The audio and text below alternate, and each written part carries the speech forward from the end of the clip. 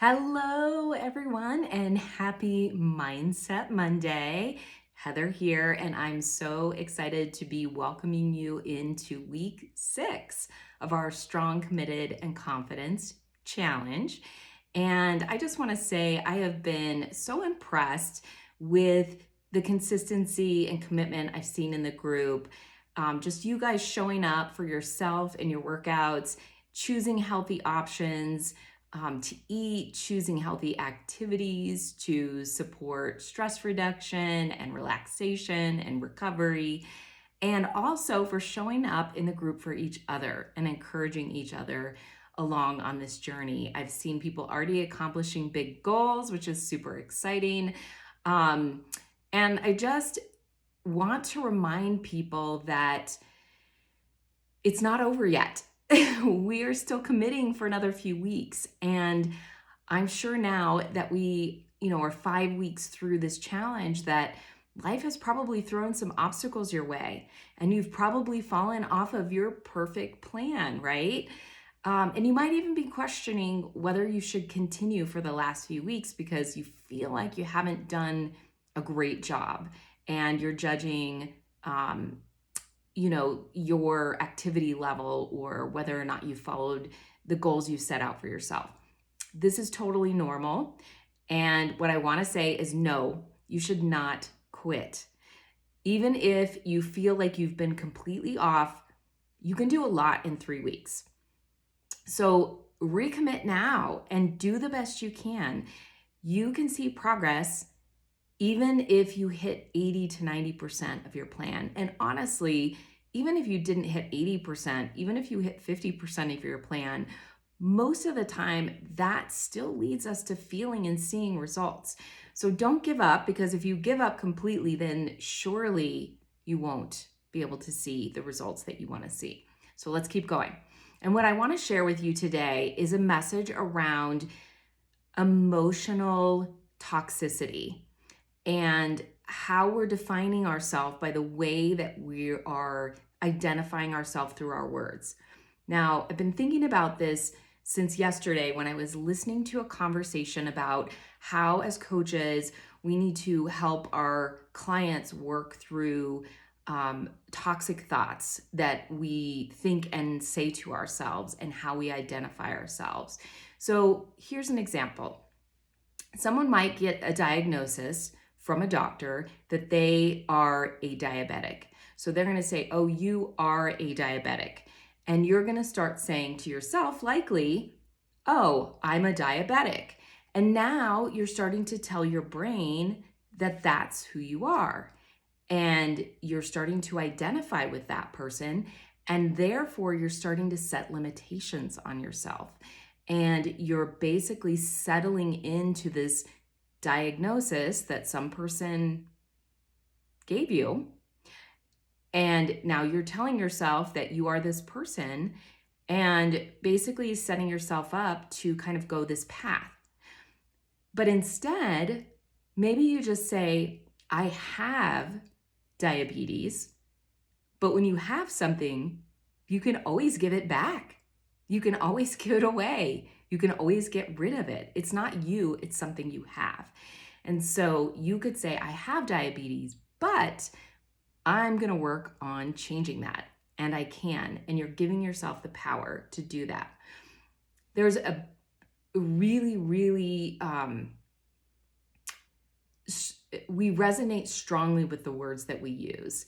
And so we have to be really careful about the words we use. So we can use this in a really positive way by starting to say I am or I do statements. So for example, I could say, I am a runner. I haven't run in a really long time. And I'm actually a little afraid to start running again because it's been so long. But I kind of want to run. I've been thinking about it. And so what I need to tell myself is I am a runner. I'm a runner. I am a weightlifter. I am someone who follows a program and finishes it. I am someone who works out regularly. I am someone who lives an active lifestyle. I am someone who plans my meals on Sundays. and start saying I am or I do. You know, I do is more of the do part's more implied, but like, you know, I finish a workout program. So I want you to start thinking about that and see if you can come up with a couple of like I am or I do statements that you want to start repeating to yourself of someone that you want to be now or in the future. And envision that person. Who's that person that you want to be? So maybe I'm not a runner now, but I want to be a runner. And, you know, I see those people outside running every day and I'm like, gosh, I wish I could be a runner. I wish I could get up in the morning and do that. And, you know, keep putting it off and telling myself that I'm not that person who's going to bundle up and put on my shoes and go out and run. But why not? I am a runner. I can put my shoes on. I can go out and run. There's no definition around how fast I have to run or if I can't stop and walk. Like, I just need to tell myself I am, and my body will believe it. So it starts with your thoughts. Start telling yourself that you're that person that you're striving for, and just embody it now. There's no reason to wait. And let go of those labels. So if you start noticing that you're labeling yourself as something, especially please don't label yourself as a health diagnosis that you've been given, because I believe that we all have the ability to support our bodies in healing ourselves. Our bodies are designed to heal ourselves. And I believe if we give it the right environment and the right tools and the right support, it will. So don't identify with any diagnosis you have and start saying, if you need to, I have this thing, but I'm not planning on keeping it. All right.